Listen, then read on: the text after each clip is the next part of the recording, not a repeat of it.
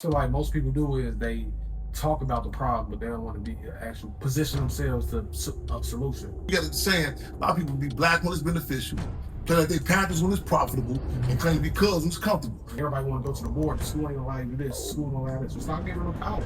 Take power and go to the community. Go to the parent. Let them know this here, this exists. And during the summer or during weekends, come here. It ain't gotta be an after-school program, but this is education that the system is not gonna get. Turn the communities into classrooms. Getting the people engaged in, you know what I'm saying, program for people. Black Panther Party said people learn best observation and participation. Dr. Kawhi Community, Booker T. Coleman, he said the human mind is like a slingshot. The further you can go back in your past will determine how far you propel into the future. Dig that. So when I look at uncovering that history, Africa, Egypt, Black Panther movement, really knowing the character and movement, what keeps it going beyond the funding. Like you said, people are like, we ain't got no funding, we ain't got no money.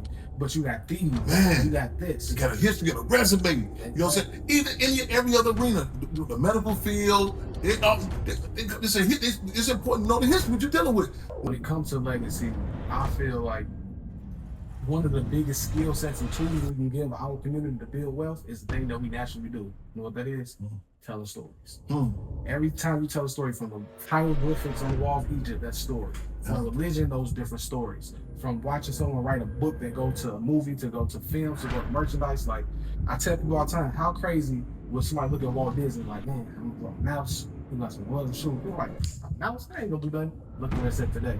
When you look at the story of your father, you look at Martin Luther King, just the story of the movement lives on. So the greatest asset a person can build is the skill set to formulate stories and communicate effectively through your marketing, through podcasts or on our own media channels. Everything Dr. Paul Anderson talked about on the power of economics on the 5 levels. So if you want to start with wealth and education, you must first start understanding how to communicate with yourself, the inner dialogue, so you can communicate with your brothers and sisters. Man, let me just say this too, from me preface with this, man. You talking storytelling, I got it, man. You sitting in the exact same chair Ryan Coogler said that. And we was talking, we clicked with each other. We remember when we first met in Oakland, flea market, passing out flyers. And the storyteller, I'm too true, man. How he does it, you know what I'm saying? Like, put that, we call it that Panther Club peel and applesauce. And that's so, I mean, I'm glad you articulated that way. How significant it is. And it's an art that, like, we'll forget, you know, especially us as the people, we need it, because we got to be able to have griots and be, you know, innovative with telling our history, because even the Japanese say karate was initially an African art form, and they just preserved it, because they don't want us to tell about, you know what I'm saying, it's an attack on that. And our music, you know what I'm saying, our comedians, you know what I'm saying, and it's something, you know, organizers, you know what I'm saying, to be able to do that, and it's something that, I'm glad you put in that context. You know, I mean, it's certain conversations now that you forced to have season time. Educational program, that's very important. Why? Because if they don't have an education, then they're nowhere. You dig what I'm saying? They're nowhere because they don't even know why they're doing what they're doing. Chairman Fred Hampton Jr., pleasure sitting with you. Thank you for your time. It's a pleasure. My pleasure's ours. Welcome. Thank you. This is first time being in the house. There's a lot of history here. I love it. I've been seeing a lot online, and I want to be a part of the movement. Right on. And just to get right into it, for the viewers to hear, I had heard a talk you was doing, and you mentioned a quote by Huey P. Newton, Minister Huey P. Newton, that said that the power is the ability to define phenomenon, and I don't want to mess it up, to organize and define matter, design matter, right? Make it act. Make that. In a desired manner. Yeah, power is the ability to define phenomenon and make it act in desired manner. Yeah. Now, can you please unpack that and let the viewers know, what does that look like? What does that mean? Said in the context, you know, in many cases, people are confused when the question, what are we fighting for? People say, you know, you're trying to struggle against racism, trying to enlighten people to like you. Or we're fighting for power of our lives, fighting for that precious entity of self-determination, the right to determine our destinies. Power. And this a humbling subject to acknowledge that we don't have it. It's humbling. Like I say, you know, in the case, it's embarrassing being oppressed. And I'll tell you, we try to jive ourselves about it. You know, we say, you know, you can. I often wonder sometimes why we even have calendars in our community, because reality is we really can't say where we gonna be at, you know. Through the stage of different generations. One generation may be told, you know, to aspire to be a football player like O.J. Simpson, the other be a basketball player like Michael Jordan, a hustler.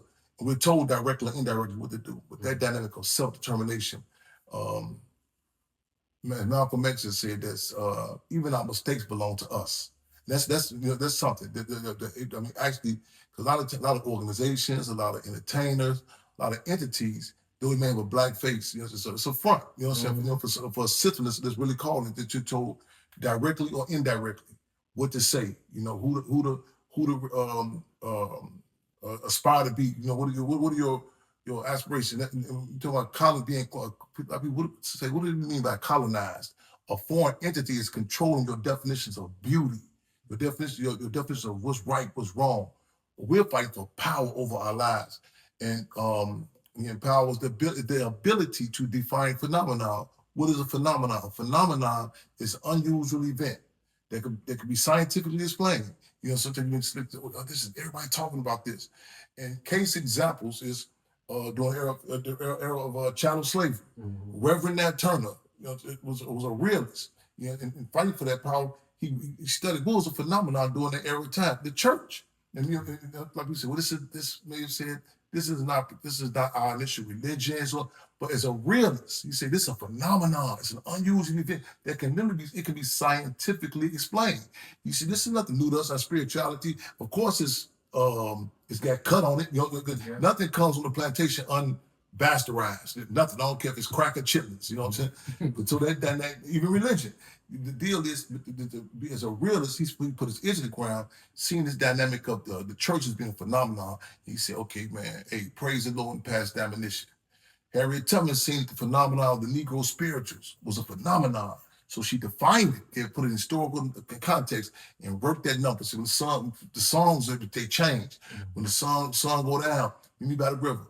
Fast forward, Chairman Fred, in the city that was, and for all practical purposes remains to be, the top segregated city in the country.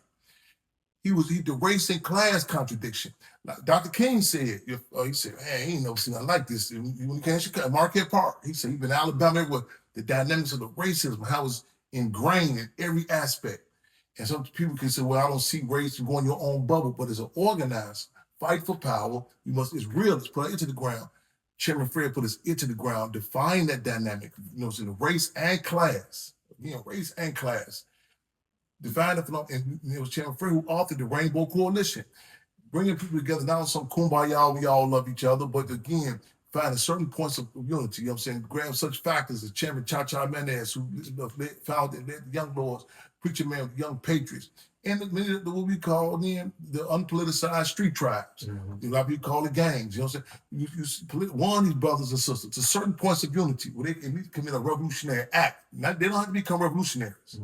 You've seen the formerly known devil disciples, you know, publicly renowned themselves the Black disciples, working in the Free Breakfast Program, the Vice Lords, some school working in the Free Medical Center, the Blackstone Rangers taking over a nationalistic stance, and their name changed, Black Peace Stone Nation. So this is the fighting for power, putting your ear to the ground, seeing what's the phenomenon, what the system that we're subjected to, what that system does is it incorrectly defines phenomena. It'll take hip hop. It'll give you an incorrect conception on it, and it flips the script and make it work in the disinterest of us. You know what I'm saying? That's in street organizations, that's in music, that's in the church. They'll come and take our dynamics and say, well, man, they study us. Oh, there's something about this. This turns them on. I was just talking to a brother the other day. We talked about these west side, the barbecue grills. And we was talking, he said, man, Chairman, you gotta get that grill over there. I said, okay. He said, no, you're not hearing me. You gotta get that grill. He said, some of our people, he said, watch this. And he had a big grill. He said, man, we'll be good or bad, the smoke, the fire. He said, the tracks, he pulled the grill up and the smoke's up. And you can see like masses of people, like, you know, some congregating on it, you know, and same way, like in a bad situation, a fire, someone's house can be on fire. It can be a double-edged sword, like water, you know what I'm saying? So we have to define that phenomenon, see how we make it work in our interests. Ooh, I did not ever hear him put like that. That's good right there. Right, I like that. So it's something that you just said that made me want to think. I was having a conversation with my cousin, and I was having some conversation with my friends back home. And when it comes to the Black Wall Street movement, when it comes to what happened to your father, when it comes to what happened to Nipsey Hussle, they say every time black people try to build something in, they tear it down. And I feel like it's the fear and it's also mindset, why even try? What's your take on that? First of all, that's an authentic sentiment. You know what I'm saying? I mean, in fact, it's an old saying, every time black folks rub 2 nickels together to make a dime, white folks gonna make it a crime. You know what I'm saying? It's a sad reality, it is. But however, and you gotta be careful. We have to be careful with that assessment because you can fall victim to defeatism, or the demoralized. You know, what's the sense? But the dynamic of that Chairman Fred, amongst his myriad number of quotes, one of these, that quote, that'll struggle, that'll win. If you don't dare struggle, you don't deserve to win. But let me say this too, because we go through as organizers, we go through battle fatigue, and our people in general. I was just coming the other day, some question about some of our comrades, where they at. I said, man, life be life and death be death. You know what I'm saying? So just the basic stuff of being black people, period. Then to add to that, of engaging in the system, of challenging it, that's a whole other dynamic. However, this should be noted too. Because sometimes I've even said, I gotta be real careful not to, when we going through battle fatigue, be careful how we express it, but there's a certain amount of freedom in fighting back. There's a certain amount of freedom in fighting back. These contested conditions, challenging and how you deal with it builds character.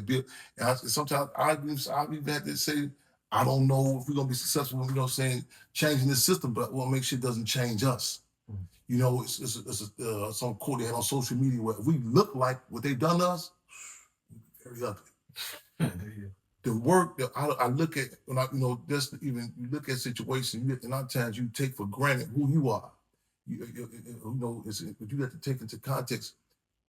Look at the experiences, like a relationship. Look at the bad and good. You say, well, man, I broke up, but look at and don't take lightly or devalue the significance of that, who you are. You feel what I'm saying? And the different, you need those contradictions. You need that good and bad. It's not Mr. Pidun say that contradictions are the ruling principle of the universe. Contradictions are the ruling principle of the universe. You need that. I tell you what, this tunnel vision, everything good. The weather, we tell the storms is happening right now. These that makes you appreciate better weather. Also, you get to know yourself. I'm a former political prisoner. By no means do I romanticize or say, oh man, it was great. But there was some learning dynamics in that. Patience. There was one of the cellmates that I had who I really appreciate was an individual by the name of Chairman Fred Hampton Jr. Right. I checked him out.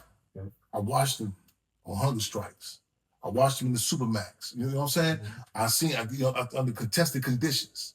I checked. I said, okay, how you gonna deal with this? And I got to know myself. So these dynamics, even through our people, you look at the contested, the fact that we even still here as a people. You can't read about this.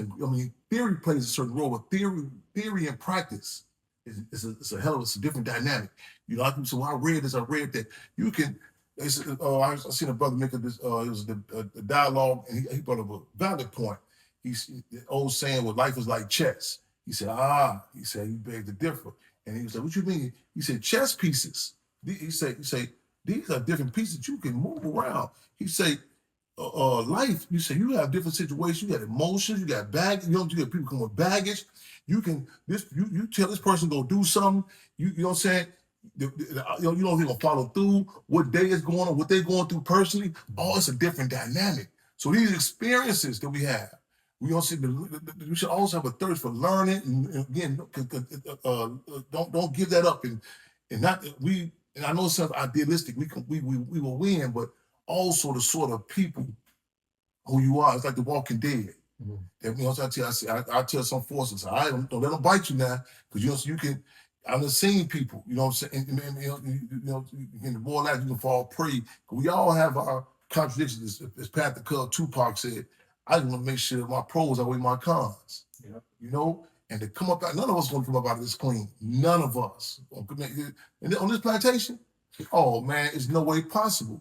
However, you look at yourself, you look at other people, say, man, look, man, I know to go through this and what they did. You find out the different contradictions. You look at Pac different. You look at freedom fighters different. You look at Fannie Lou Hamer. You have a deeper appreciation. And it's important to know about these contested conditions and yourself, because again, to go through, say, I'm tripping. I humble myself at that time. I'm like going through battle fatigue. I'm fighting some legal cases right now. And I was like, wait a minute, man, Phil Marshall George Jackson. You know what I'm saying? Mumia Abu-Jamal was presently locked up. Jonathan Jackson was assassinated August 7, 1970. You to be some frame of reference. Without that context, it's kind of hard to relate to. I was joking with some of my comrades. I was going to Oakland one time, and I was telling them that the flight was being delayed because the wings were frozen on the. And they was like, "What?" I said, "Never mind," because there was no framework how cold that can be. Yeah. You look this this Hampton house, the contested conditions we had to come through here. I mean, the bed literally they had salted the earth. I was talking to Melvin, David Newton, the nephew of Minister U.E.P. Newton, Melvin Newton's son. We was going through Oakland and West Oakland in particular, and it was flooded with narcotics. If you don't have certain experience, you think, oh, this has happened. Baltimore, all the places where the Black Panther Party was organized at was flooded with drugs.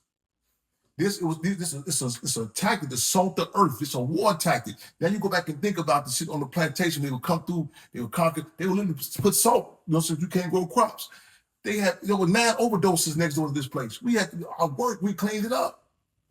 And you should be held accountable, because there have been people trying to hijack the legacy, or trying to play like they Black Panthers. We got to saying a lot of people be black when it's beneficial, play like they Panthers when it's profitable, and claim to be cubs when it's comfortable. So you can't have your cake and eat it too. Now you welcome these contradictions.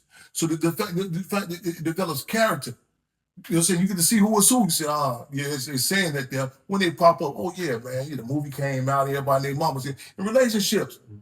You have a different level of respect for your lady or her guy. You say, no, this person with me was such through tough times. People be with you. Absolutely. Without those conditions.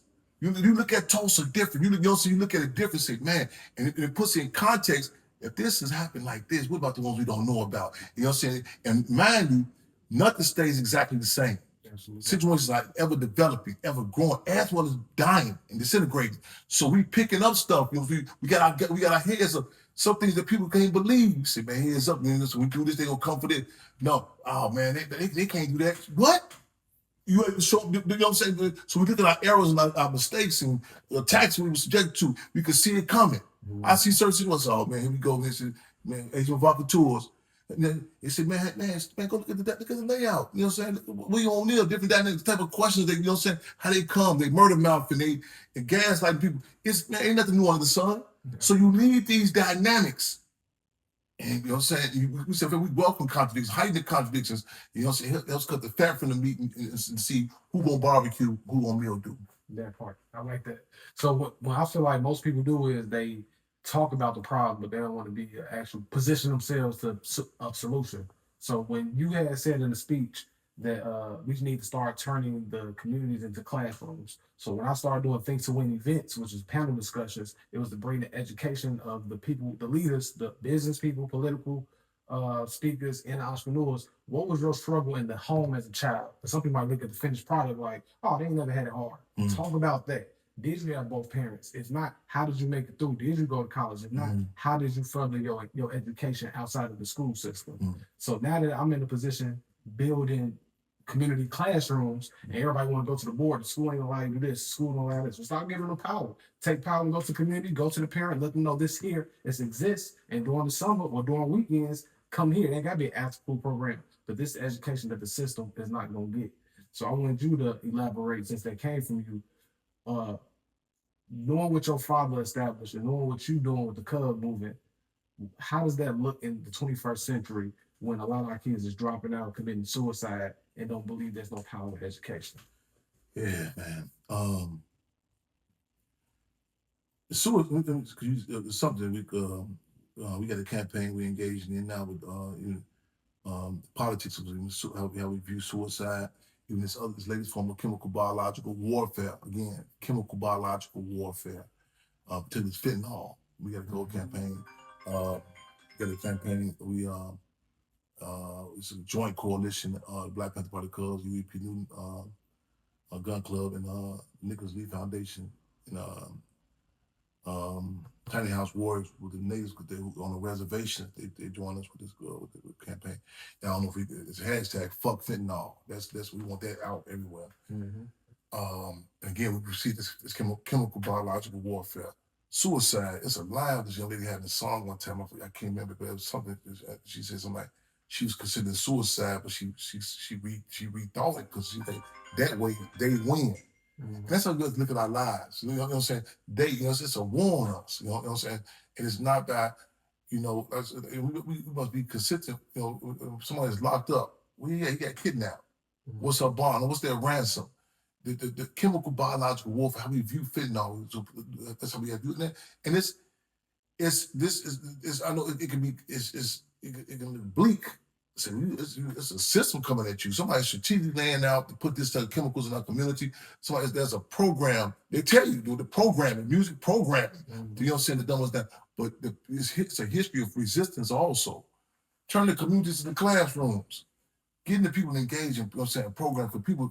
Black Panther Party say people learn best through observation and participation. Absolutely. Through observation and participation. You know what I'm saying? Because you engage, you support it. There's a vacant lot we at right now. We're trying to get it back. 5409 South Halsted, Inglewood. That's our previous headquarters. It was the Chairman Fred Hampton Uhuru House. That's what it was. This area in 1991, we got over there. And this is, we organized, and people was telling me, man, don't go over there, how bad it was. Different street organizations were making bets about it. The word was, I had lost it. They said, man, he's crazy. He's not going to be able to have them different organizations over there partying together. Man, we had the discos or Chairman Fred Hampton Uhuru House. We had come in there. You would come in, you would sign a petition for Mumia Abu-Jamal and other political prisoners. We would tell me what we would greet you, you know what I'm saying, our politics. Some people couldn't do our security because I said, hey, it's a way we do it. We love you. We don't get this twisted. And that is a politics to that, how we dealt with people. And, we had our rap from 55th and Damon to State Street at the time during the week. And there was no gunplay between some of the organizations. We would offer dollar discos on Friday and Saturday. It got to the point, if one of the street organizations heard that somebody else had, they can have the fist fights is cool, but the gunplay, they said, oh man, y'all made it bad for us. We had a situation where people came up from a prison visit with a photograph. Did they visit someone? They got in for free. So they would come, and people became politicized and educated through the programs, not just reading no books. At 12 o'clock, I would get on the microphone and I would put that Panther Cub peel in the applesauce. Drop a little politics in there. And it was through these processes. You become a member of Black Panther Party Cubs. You ain't just do no just reading, watching on some social media. You're going to get out there in the community. You're going to make some mistakes. You're going to deal with the contested conditions. So you got to be move on what we call a political pivot. We had the Hampton House Garden right next door first. Then once we started doing it, developers came and got that. They moved us to, we go here to 11. We started doing it. Developers came and got that. So a lot of people thought, what we going to do? We're going to put it right in front of the Hampton House. You know what I'm saying? So the people we welcome contradictions. How you going to move on these situations? That's a different type of thinking. And so we turn the communities in the classroom, go out there, deal with the people, the good, the bad, and the ugly. You know what I'm saying? To see, not just romanticize, reading books, and we all come together. There are contradictions in our community. We talk, the Judas and the Black Messiah. I remember Lakeith Stanfield, who played William O'Neill in the movie. He said to me, Chairman, I learned a lot of things with this movie, man.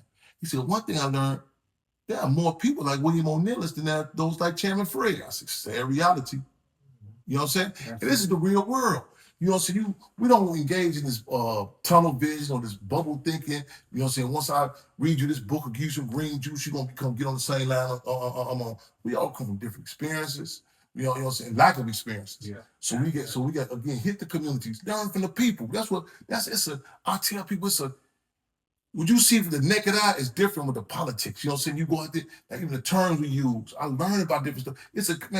You can go right from this Hampton House. Literally, I guarantee you can do a movie right in one day. You're going to see contradictions. You're going to see situations where people might get put on hold from using the community refrigerator. because they were exploiting me. You know what I'm saying? Yeah. You gonna see situations where one young lady, she said, man, one brother came and he grabbed the floor, said, okay, man, you gotta throw the garbage out, clean it up. And she said, you gotta do work. I said, yeah, this ain't no charity. You know what I'm saying? You engage in it. You know, we said the Hampton House is bigger than the building, more significant than the structure. It's impacted the whole community, how the people view it. And it's a lot of stuff we just can't lay out how we gonna operate. When they had the vortex, which one of the coldest days in Chicago history, had a vortex. It was so cold. What do? We turned the Hampton House to a warming center. You know what I'm saying? Then when they had on this intense heat, we studying the people. We ain't got time to wait. Stop and say, wait till you get some funding. And we got some fans, we just cooling people off. So we studied, we out here with the people. We learning from the people, the program, they come here, the community. We said, what are the basic needs? People, they need food. This is a food desert, this area. We put the community refrigerator out there. We did not have a refrigerator in here. Yeah. For our own personal use. I tell you, our policy, when we out there, you gotta feed the people, serve the people. I know stories about women in the Black Panther Party who was having labor pains and still making sure the children was fed. That's a different sacrifice to serve the people and to be able to, fortunate to have that, because a lot of times you can't see the climate like gardening. If the ground ain't, some places you say, oh, you can't plant nothing here, man. We're not slaves. We're servants. And you know what I'm saying? If the climate ain't conducive, you can't do it. So I'm honored to be in a time period, to be able to be a servant of people, to be able to, and this is a time period when Annie is up. There's a different sort of discussion happening now. You hear people talking about the Strait of Hormuz. You know, so what's happening over there with how it's impacted gas prices. In the 60s, you heard about the Tet Offensive, Vietnam. You have right now, people who I struggle with about I said Tupac was assassinated. Oh, you crazy, paranoid. Now this type of you had discussion now. People say, wait a minute, this is deeper than that. And so it's a hell of a climate. Come up out of this tunnel vision. A lot of us don't believe we that big, you know what I'm saying? And also to be able to recognize again, to turn the community classroom, our household, wherever we get, because everything is political. You know what I'm saying? You might just see that that's a conversation. No, look at the name, look at the terms they're using. Other communities recognize the significance of that. You see, some years back in Egypt and throughout Africa, they told the Arab Spring. They acknowledged, they said, man, this has come from somewhere. They said it's social engineering. Why is in our community, they tell us these teen takeovers, oh, you gotta start this, it starts in the home. You think in North Carolina, Vegas, Chicago, all this stuff is popping. So Georgia said the other day, they just got a text from they don't know who. Meet up in a certain place in Hyde Park. This is social engineering, you know what I'm saying? Yeah. It's something, when you start seeing stuff happening all over, you say, wait a minute, this is bigger than us. Like Malcolm X said prior to him being assassinated, he said, no, this ain't no local beef here. There's some other action going down. You know what I'm saying? That's how we have to be able to view certain situations. And once you view it that way, it's like you turn the lights on. You know what I'm saying? And roaches run. You know what I'm saying? Yeah. Turn the lights on. Yeah, that's what I'm all about. Turning the lights on. I'm glad you said that. When it comes to Dr. Kaba Kamini, Booker T. Coleman, he said the human mind is like a slingshot. The further you can go back in your past will determine how far you propel into the future. Dig that. So when I look at uncovering that history, Africa, Egypt, the Black Panther movement, really knowing the character and movement, what keeps it going beyond the funding. Like you said, people are like, we ain't got no funding, we ain't got no money. But you got these, you got this. You got a history, you got a resume. Exactly. You know what I'm saying? Even in every other arena, the medical field, it's important to know the history, what you're dealing with. When it comes to our people, to know the cloth we come from, I tell people, I say, man, we got some role models, man. We got some real models. We got some forces, man. You start saying, wait a minute. I remember this sister in New York one time, she was with the Bloods. She said, man, I got to read up on that Asana Shakur. She said, changed my whole dynamic. You know what I'm saying? It's a brother, there's pictures over his name. He was known as Big Law on the streets. I told some guys, we locked up together. Lawrence Loggins, with Street Tribe, Black Disciples. And man, this brother here, man, when I was a political prisoner, I met him, you know what I'm saying? And I'm just flashback when he sings, man, he said, Fred, I gotta get up with you, Fred. Yeah, we're gonna touch down. Politicized to the point that we started calling him Lil Bobby Hutton in honor of Bobby Hutton was assassinated April 6, 1968. And I remember going back to taking the state in the town leadership up to the street on the Shorty Freeman. He said, "Man, what you do to him, man? What you?" I said, "One me, man, politics." And once you start that template, because that's what was, I think it was under George Bush Senior's tenure. They said one period of time in Iraq, I think 70-some% of the population was under 17 years old. So you got a whole generation of potential reactionaries who don't have no concept of what happened before them. You know what I'm saying? That's what's important to pass that lineage down. I had a conversation. You said to relate to that, man, it's cold. So the first time it's cold, man, you know what I'm saying? They tell you got something to relate to put in context. I'm going through a situation now. People say, man, how you feel, man? They coming at you these cases. I said, man, dude, this ain't our first rodeo, man. I study our people, man. This par for the course. This comes with it. You know what I'm saying? Yeah. And in fact, you say, hey, I'm honored to walk in them footsteps. I'm honored. Yep. Yeah. Exactly. When you say pass down the lineage, that brings me to, I got two more questions for you. The other one is legacy. When it comes to legacy, I feel like one of the biggest skill sets and tools we can give our community to build wealth is the thing that we naturally do. You know what that is? Telling stories. Every time you tell a story from the hieroglyphics on the walls of Egypt, that story. From religion, those different stories. From watching someone write a book that go to a movie, to go to films, to go to merchandise. Like, I tell people all the time, how crazy would somebody look at Walt Disney like, man, I'm gonna draw a mouse, he got some gloves and shoes. People like, a mouse? I ain't gonna do nothing. Look where it's at today. Yeah. When you look at the story of your father, you look at Martin Luther King, just the story of the movement lives on. So the greatest asset a person can build is the skill set to formulate stories and communicate effectively through your marketing, through podcasts, or on our own media channels. Everything Dr. Claude Anderson talked about on the power of economics on those 5 levels. So if you want to start with wealth and education, then you must first start understanding how to communicate with yourself, the inner dialogue, so you can communicate amongst your brothers and sisters.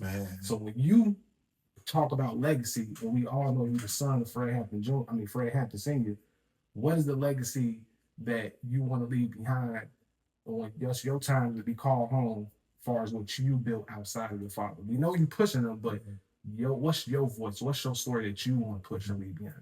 Let me just say this too, from me preface with this, man. You talking storyteller, I got it, man. You sitting in the exact same chair Ryan Coogler sat at. Wife right there, Daniel Kaluuya right there, Dominic Fishback, Charles King, Shaka King, and we was talking, we clicked with each other. We remember when we first met in Oakland, at the flea market, passing out flyers. And a storyteller, I'm the truth, man. How he does it, you know what I'm saying? They put that, we call it putting that Panther Cub peel in the applesauce. And that is so, I'm glad you articulated that way. How significant it is. And it's an art that, like, we'll forget, especially us as the people, we need it because we got to be able to have griots and be, innovative with telling our history, because even the Japanese say karate was initially an African art form, and they just preserved it because they don't want us to tell about, it's an attack on that. So to be able to tell a story, in fact, it's I heard this comedian flip on Sadiq Ali. I know you're talking about that. When he's sitting, but I didn't connect or correlate he was saying about the storytelling until he made he had some skit where he's saying his father was saying something like, why you didn't tell me about this time when your mother got into storytelling, man? And I said, oh, that's really, you think about it, that's really, I say, even how you tell the prison experience, all this, I say, wow, it's telling stories, you know what I'm saying? And our music, you know what I'm saying? Our comedians, you know what I'm saying? And it's something, organizers, you know what I'm saying? To be able to do that, and it's something that, I'm glad you put in that context. Answer the question at hand. I humble myself to the legacy, I humble myself to our people. I'm to our organizations, to be able to be a man, a ring in the ladder. I'm honored and humbled, man. I think others can tell my story better than me. You know what I'm saying? I feel fortunate that falling from a tree of 2 freedom fighters. I feel honored to be, to be in the time period, and the stuff I've learned, and I continue to learn. And I just a template. I know how many people. I know how many individuals and their testimonies have impacted my life. Solidarity Brother, written by Field Marshal George Jackson, the travels and struggles that Sam Cooke went through, Fannie Lou Hamer. I just want to be some template, you know what I'm saying? And you never know how you impact a person. There was something on social media yesterday. The brother, got his name. His face is disfigured. He's making a shot in the face. It's a rap. Can't think his name. It'll come to me. It'll come to me. He was talking to Mike Tyson. He was saying how I think he was shot in the face. He was like, he said, I didn't really give up, He said, but he looked at stuff that Mike Tyson was going through. And he said, how did that impact him? But that man, Tyson, called Tyson on the tears, you know what I'm saying? And I just, to be able to be an impact or a template or something for other people, you know what I'm saying? Because I to pay that back. Because there's so many people that have impacted me that I look at, I say, I look at situations with other present day political prisoners. I look at situations, our people. You start hearing stories, you're like, man, you went through this and you humble yourself. You're like, something might feel embarrassed. I'm tripping. The water was coming to the roof up here in the Hampton house yesterday. I look on in Homewood. I said, what? Humble yourself. You know what I'm saying? Look, man, look a lot of people go, you know what I'm saying? God, man, you start looking throughout the world. And so don't be in this subjective bubble because you be woozy, me. I tell you, hey, I failed 4th year English high school for refusing to say me and I. I can won't say us and we. He really got the principle. Right? I say us and we, because it's like I think in Taekwondo. I think they say when you fight martial arts, if a person hits you, it's the way you move your body that spreads that it don't hurt. It doesn't hurt. Yeah. You run around thinking you know the person went through heartbreak. You know the person been betrayed. You stop. Wait a minute.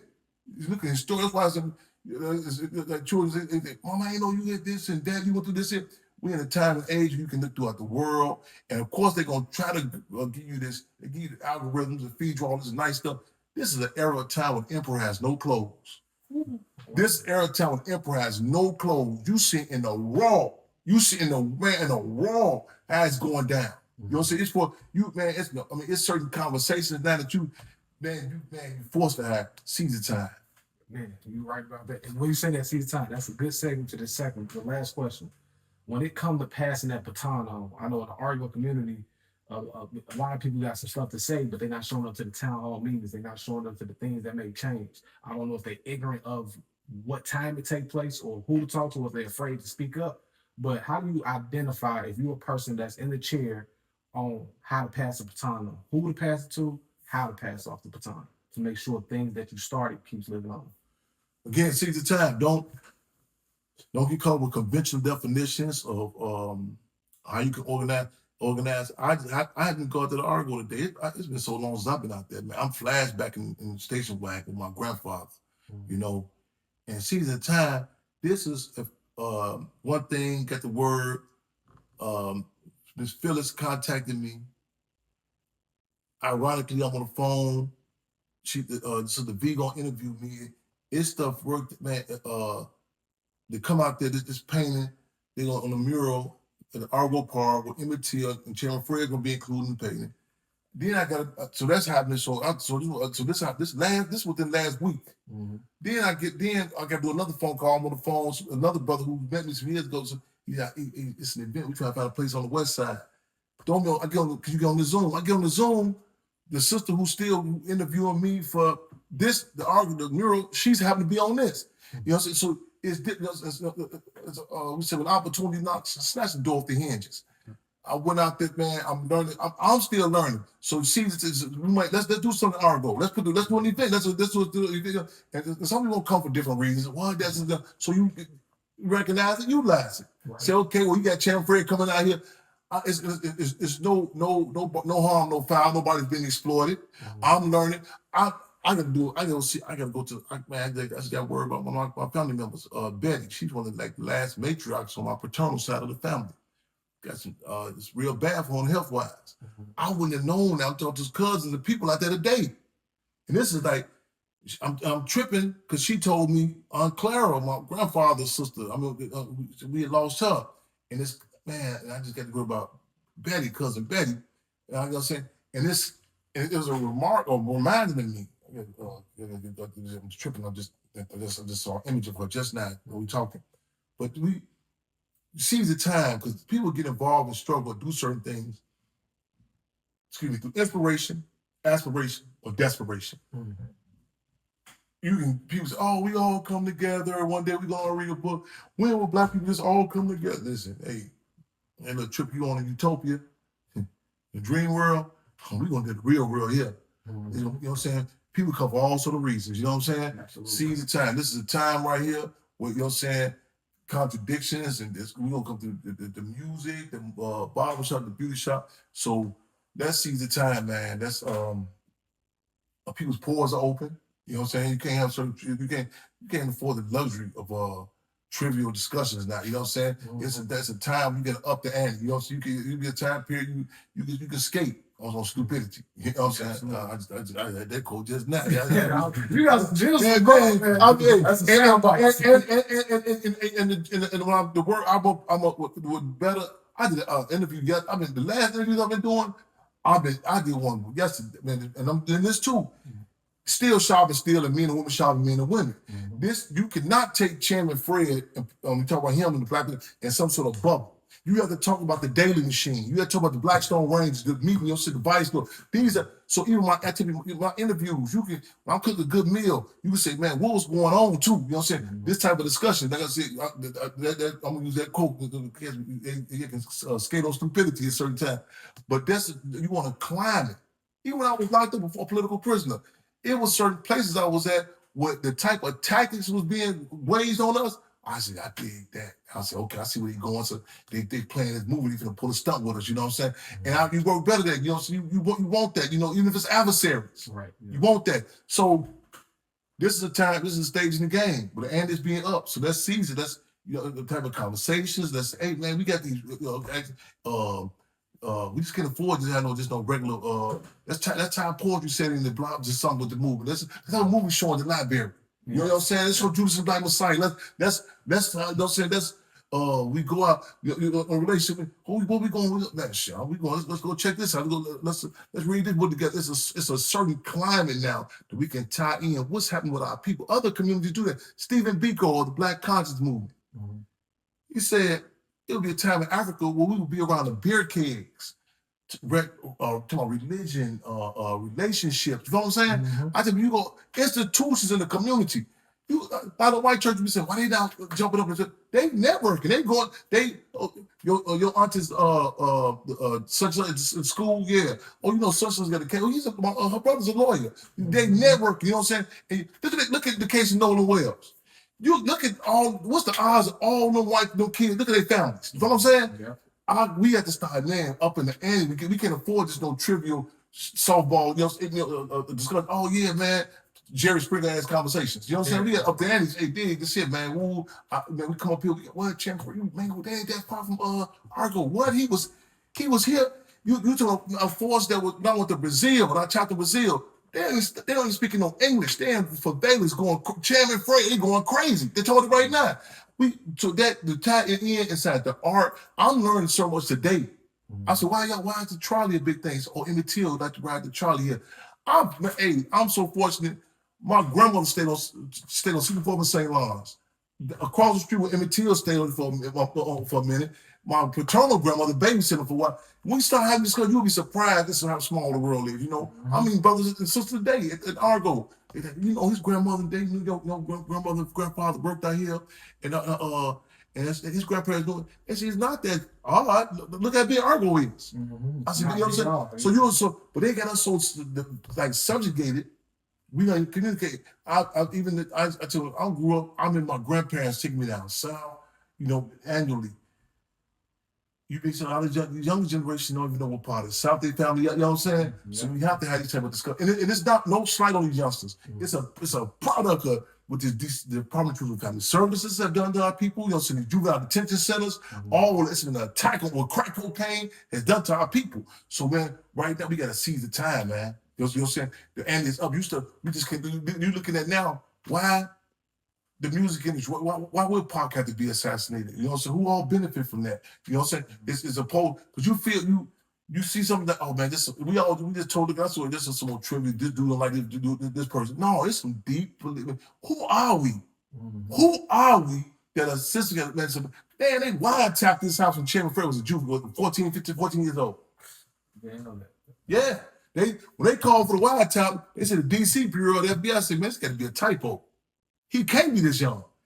To the junior NAACP from my 7,300 members, 7.5 one time period. You see what I'm saying? Now that's what that story piece right there. That's what I mean by when people are like, we can't do this, we can't do that. Man, you had people at what? 14, 16, 21 years old pushing. Once you know about this, with less man, access. you start, hey, man, Jonathan Jackson, man, just turned 17 years old a month. Man, walked up in the Marine County Courthouse, August 7, 1970.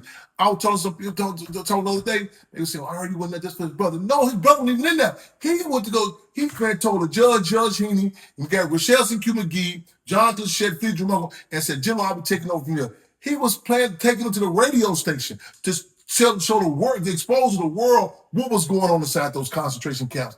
That type of commitment. Yeah, exactly. You know what I'm saying? It made, I tell people, I said, when you grew up, I said, I said, it was certain stuff that we had to do. Just we want to look bad around the sisters, you know what I'm saying? Mm-hmm. You want that type of dynamic, even in organizing.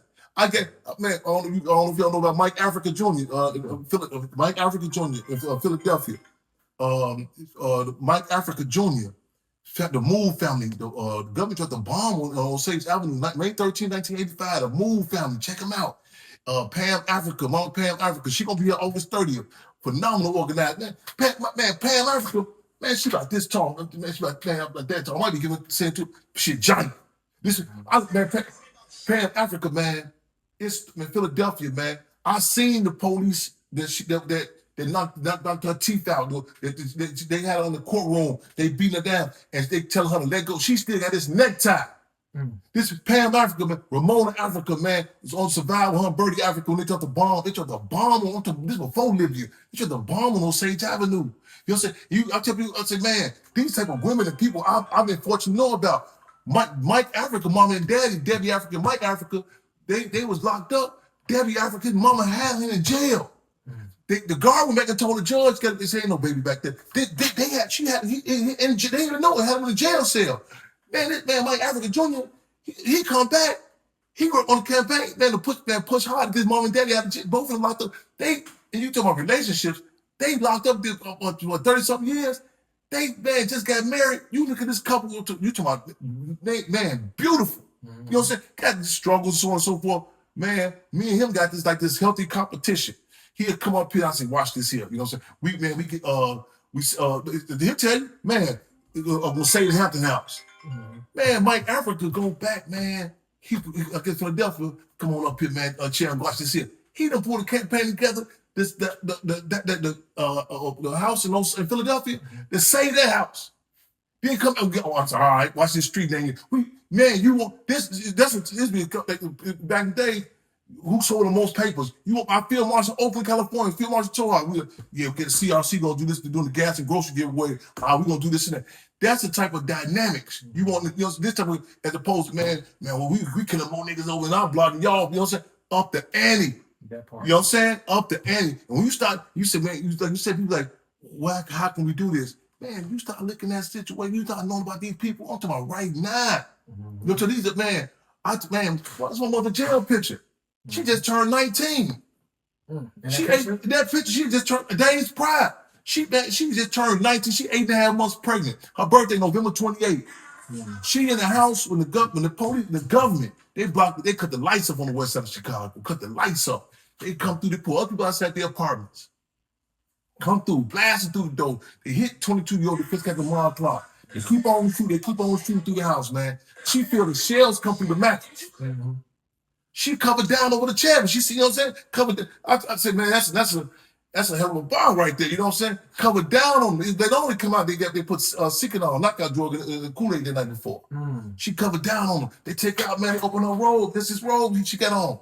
Put a gun on her stomach. Then you better go get a pregnant bra. You better not run. She locked up. I'm in jail. She ain't now almost pregnant. These are steps that you need to know. You'll say, man, dude. this ain't the first rodeo, man. You know, you start 21 years old, you start 19, man, you know, we never can relate to a woman go through their pregnancy, but you about the sickness, more on the sickness, all that, then you locked up. So this is the type of discussion we gotta have with our people. Absolutely, I agree with that. And with that being said, I want to leave with this statement. Les Brown, like I said, I studied with Les Brown. I'm also related to Emmett Till with Wheeler Parker. My family's from Clarksdale, Mississippi. Clarksdale, Mississippi. Yeah. Oh man. And then my that's down there too, man. My auntie, that's my brother, my father's older brother, his wife, my auntie Tony, was best friend with Wendy. So when I started studying the history of growth and development, when the transition, I heard about the United States. Ms. Williams? Yeah, my auntie and best friends, they was in the Crown Royal Club together. Her birthday yesterday. Oh, see, I didn't even know. Yeah. I was talking to my cousin, and she was like, she was texting me, they power line out in University Park. So she always tapped in whenever we were doing. Yeah. Miss Wendy, her birthday was yesterday. I just went to the conference with GLC, shouting about everything. Condolences to Diane, lady died, who was sister. Her funeral was tomorrow. Wish my condolences. Yeah, man. And even this, you'd be surprised. And see, mind you, it was a climate before they had us, our community so subjugated. You couldn't even see how that conversation, you just laid your family out. Emmett Till, Larry Hoover, you know. Mm-hmm. They have our people, you know what I'm saying? And it's a kind we had these type of conversations. But they had our people so much, you know what I'm saying? Don't mention this, you know what I'm saying? Mm-hmm. No, man, we have a community. Yeah. All walks of life, man, you know what I'm saying? And we should, man, with confidence, man, you start putting in context. Oh, no, I see the real reason why this person like that. I see the real reason why you only know about this here. You know what I'm saying? And that's a confidence we have to start having our conversation up front. Mm-hmm. And that's the you don't understand how much power that helps and validates what I'm going to do when I met with you. Because when you said things on YouTube, when I say speeches like, cool, I'm not alone. This is because when I was 16 out in Park Forest, I started my own organization. I don't use the word gangs. Yeah, started my own organization, grew up to 300 members through 5 different cities and states, spread like wildfire. Locked up at 16 for juvenile.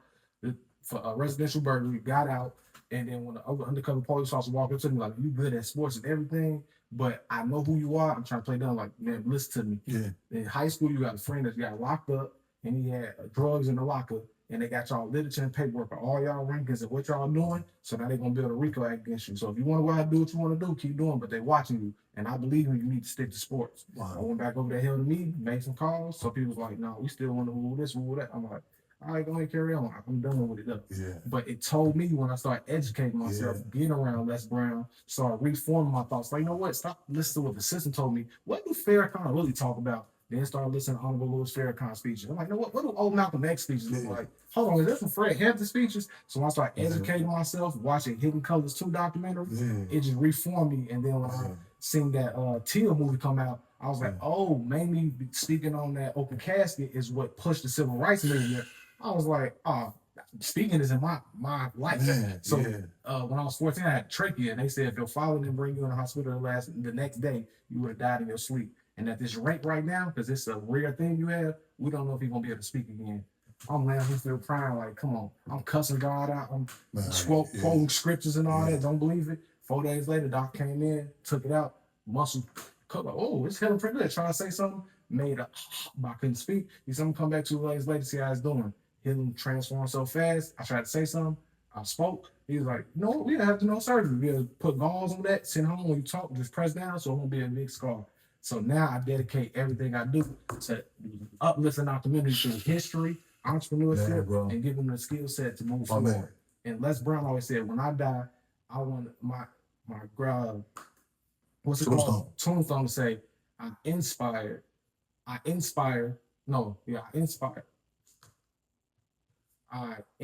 to aspire before I expire.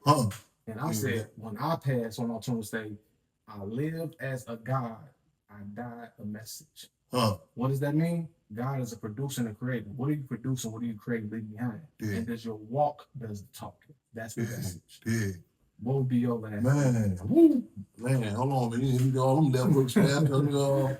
I'm taking, man. Listen, man. That's something too, because we ain't no guarantee tomorrow for none of us. You know, Minister Minister, people also say, you know, once you come to grips with the fact that all of, hey man, in this life, we all, it goes so far.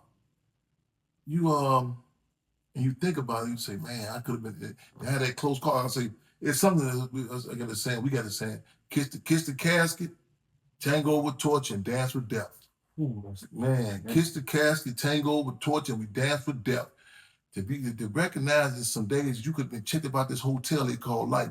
You got, you know what I'm saying, the phone rings and all some extra hours that it make you look at life different. Absolutely. It make you look at life different, man. It make you look at, you say, then like I say, man, so let me get this in. And you let's say, and with me, I tell people, I don't know, you can't pick a certain aha moment in your life and say, this thing right here made me who I am. Mm-hmm. You know what I'm saying? It's different, you know. So I'll be trying to make sure I don't miss the beat. You know what I'm saying? I want to get this speech out, get this word out, do this. I got a lawyer one time. I never could get no lawyer. And I got this lawyer. I say, hey, man, what made you represent good guy? He say, I ate the free breakfast program. I said, whoa. Mm-hmm. He said, man, man. I done met people all walks of life. I mean, Bishop Warren, Minister Seymour, they say, man, how you know we had the breakfast program? I said, you grew up on the West Side? You never know how you impact people. Absolutely. And how you been impacted. Mm-hmm. So we be cognizant of that. Now, what the question was again? So with Les Brown's statement, he inspired to aspire before he expired. Mine is live as God, die message. If you have one sentence, something to be known for, to leave a message to the generation or to be an example, what will be the words on your tombstone or in your obituary? And it may be I want to let the people tell it, but let me say, I'm humble to, man, related to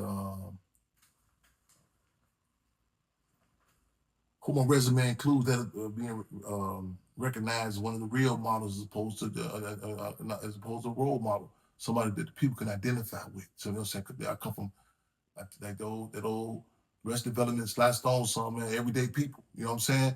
Mm-hmm. I come in, I learn from the people. My contradictions and all. So again, that real model, you know what I'm saying? And to be able to relate to how. And I just want people to understand the significance of who we are, you know what I'm saying, what we able to do. And I was make sure, quote Pop, make sure I pros away the cons, but I'm honored. I'm honored to serve. I'm telling you, man. We love the people. I'm telling you. Tim Fred said, man, half the people, and I know it sounds cliche, but I look at house parties different. I look at cats playing basketball on the court, you know, it's different. I look at people, you know what I'm saying, they struggles, you know what I'm saying. There's a repast the funeral today, you know, they have some issues out there, you know, and for the naked eye, you say, man, you know, if family issues going on, man, so we go over this, one of my comrades, I said, you know, we go over and de-escalate, you know, how you go over there, talk to our people. His sister, Janine, who was the artist who painted the mural. Yeah, one of them was Brenda. Brenda. Mm-hmm. She goes, she goes over to one. They sisters, the family, they debate with each other. She goes over there to one of them and just it's nothing that another culture can write in a book how to do. She felt it. She walked over to one sister to talk to her, ease up on her, you know what I'm saying? One of those slick ease, I don't say ease up on her, walked up, hugged her. She asked her to give you a hug. Went to the other one, man, you see how hours de-escalated. Our people, man, I say, man, you can write all the books you want. It's a certain dynamic that's came through cracking everything else, man. And we recognize how we seen it, you know what I'm saying? Like this family, you know, funerals, we have our issues. Mm-hmm. But to be able to, I'm honored to be, not just only be there, but I done seen the politically sum that up what happened. You know what I'm saying? To see that, one thing to see the end result, but to see that process, to be engaged and involved in that process, mm-hmm. It's a, man, I don't know, just put on that, man, hey, man, because again, you know, when they physically check me up at this hotel they call life, mm-hmm. I just, hey, give me some extra hours on my legacy. Let me just still be around, you know what I'm saying? I know that checkout time can come anytime, but give me some extra hours. Chairman Fred, and they still got rooms still. You know what I'm saying? Sam Cook, Garvey, Van Langley, they still got rooms. Absolutely, yeah. And that's gonna be. And I've been butchering it. What he said was, "I aspire to inspire before I expire." Okay, and I feel like that's what you're doing. You living it, even if it's not. I mean, you are doing the one-on-one, but media in this 21st century is so. It's unpredictable. It's the way you can reach people faster with message. That's why I need y'all. Because I know with I drove past 59th or something. They try to get pull up some old school event. I go past, I come back. This dude say, Chairman Fred, man, this dude named Wynn, man. His brother was named Sharon P. Ron Grant, got murdered by the police September 23 years ago. I jump out he said, man, this man changed my life. He ended up going on security for me out of town. He called, man, his mother called me next day. So her Grant, man, she ain't told her in years. She said, man, we miss you. She said, I'm coming along a lot better. She said, I can talk about it now. She said, but that hurt. She said, I would never push that on my worst enemy. I ain't got no enemies. When the police killed her son on 59th and Sangamon, she said, man, but the process of just even we engaged in the battle for dignity, said, man, you change it. And I'm still finding out more and more stuff. And the GDs and BDs, there's a war. Man, we got all of the march. They said, man, you know what, man, we're going to march together for this. I remember us marching on that police station. I remember that, you know. And these are things in your life that you can't, man, you can't be replaced. Absolutely. And speaking on that march, when I heard that story when Jay Prince did that recording with there, who said we need to turn more about 3 guys political. People. And then when he had made that call and had, what was it, 16,000 or 10,000 people go downtown to vote. Yeah. I feel my generation, I'm 34 years old today, 2026. I'll be 35 in October. But my generation younger, they not teaching politics in school because you stay away from politics and religion. Mm-hmm. So when they come out of high school, when is a young black man or black woman ever going to care if no one in their environment have imputed the importance of politics? Yes. And then if you're not telling stories around this was happening until we created this movement, it changed this law. What's going to motivate the youth to go vote? We not going to go vote. Yeah. But when I seen what Larry who said, the young guys, they understand me. We come from the same background. I did. So when I found out the connections and that my uncle was a region and all this, I'm like, I feel like a sense of call to it. Yeah. So I was like, I took that. So when they knocked down the projects and everybody started flooding towards the suburbs, I said, bro, I want all us to come together. I might be founded this with 4 other members, but we all leaders. Mm-hmm. But y'all like y'all neighborhood, if you fall, you BD, you whatever, be you. Yeah. And when y'all out in the suburbs, we need to become one. And that's how it grew. Because everybody's seen as their own leader and you took accountable for your own actions. So you're right. Respect. So what's the last wisdom or words you have for those who are inspiring leaders but feel stuck because they feel like they ain't got the money or they don't have the influence yet? Hey, I ain't gonna romanticize you. You know what I'm saying? It's like a bad. It's a bad time for good men and good women. And you see a lot of times. I know I heard you see the suckers rolling. You know what I'm saying? We outlaw by the softball, but hey, don't fret. The conditions is a climate. And you welcome the conditions because it builds character and it's like thin the herd also. And that diamond come about them coals again. So I know sometimes you wonder like, damn, like people want nonsense, whether it be the music industry, the social media, you got to mess over the people like they don't want benefit, but look at the system, get out when they get through with them. You know what I'm saying? It's a different. Chairman Fred had 21 years in this hotel he called life. 21 years, physically.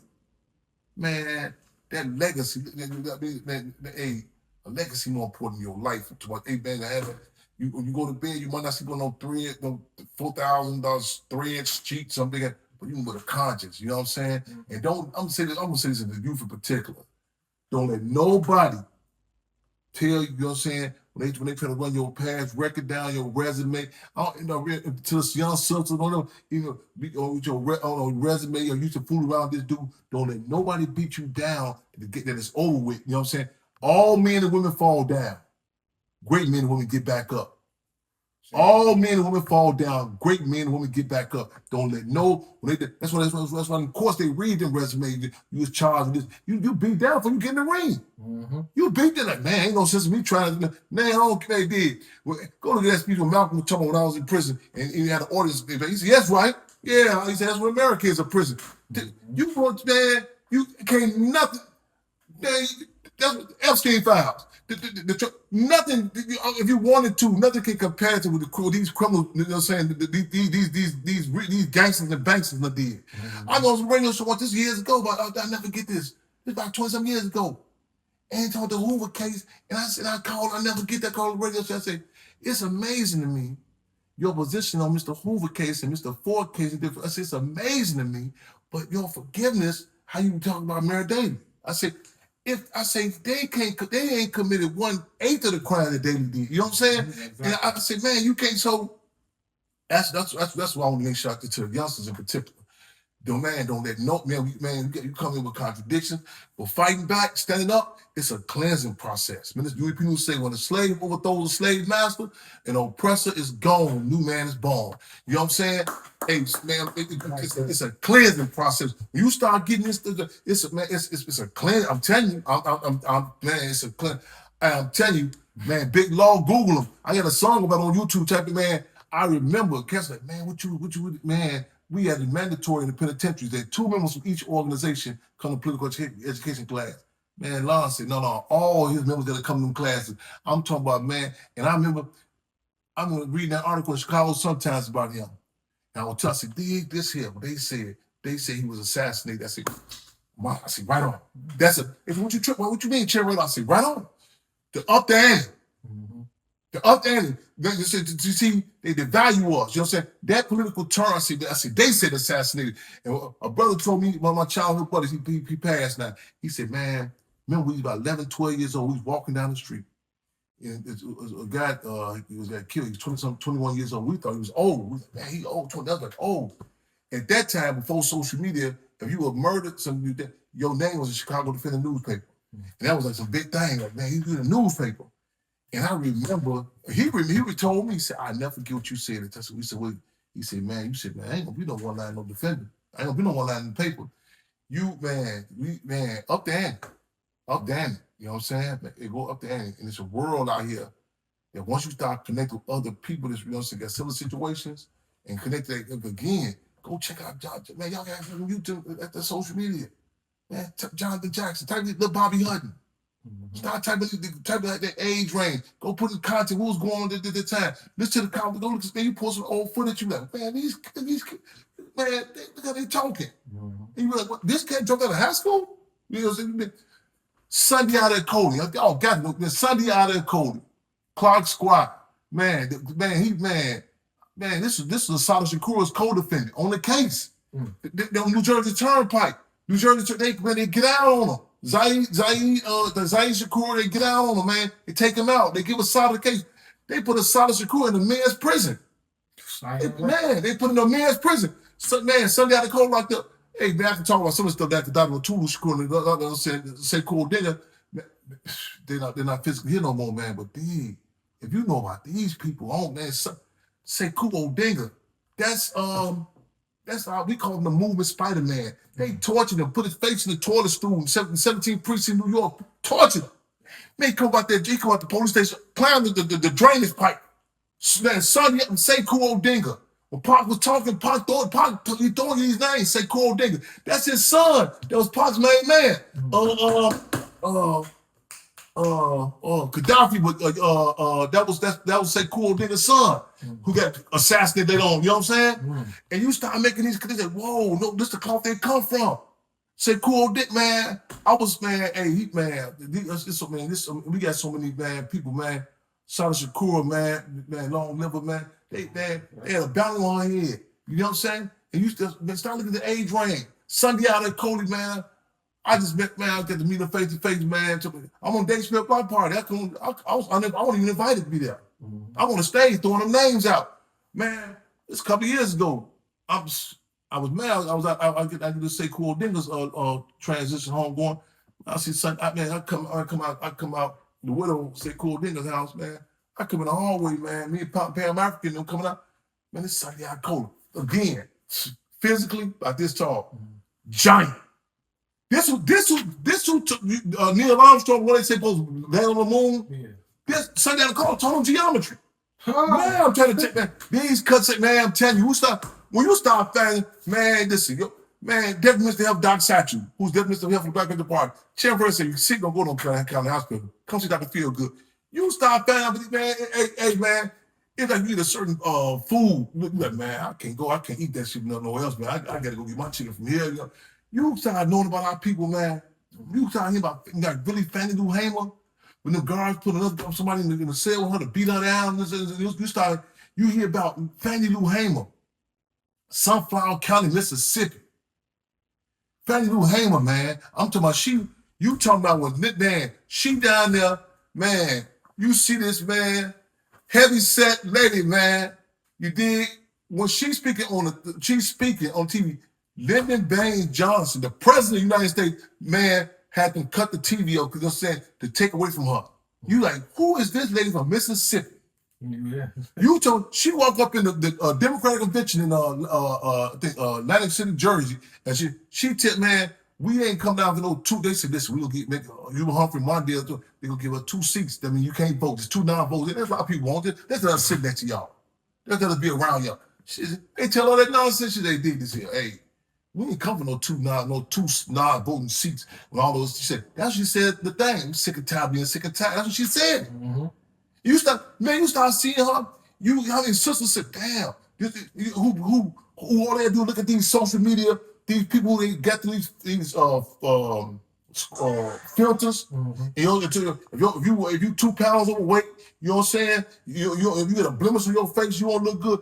You start seeing Fannie Lou how beautiful this the confidence of Fannie Lou Hamer.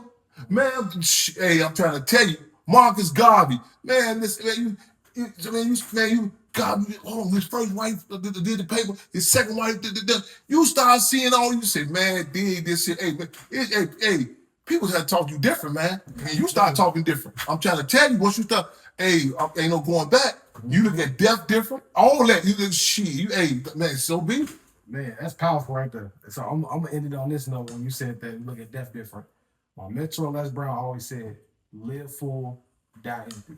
And I see you as a man that's living full. Yeah, and when that like time that. come, I feel like you the man that can say, I left it all on the table. When the time was called, it was called. Man, real talk. So Chairman, I appreciate you. Man, I appreciate you, brother. Collaborating We do this too. This is like the fittest. Yes, sir. like that. Yeah, right. That's what we do. Yes, sir. Yes, sir. So Man, I appreciate you, moving brother. forward, man, we're gonna do some work together. I want to receive as much Man, I need to learn from you. I need to learn from y'all. I need you, man. Put that this video on the cook it up, man. Dice it up, man. Let's put it out, man. Yeah. Got you. I ain't gonna hesitate on it. Yeah. And then camera still rolling. And then shout out to my cameraman, my cousin, Chairman Q Gutter of Mob Major Music Group. And Shout out to Chairman Q Gutter. Chairman Q Gutter. Chairman Q Gutter. All right. Mob Major Music Group. Mob Major Music Group. Right on, man. Y'all see me behind the camera. We're gonna continue to make history, take history, and take history. Absolutely.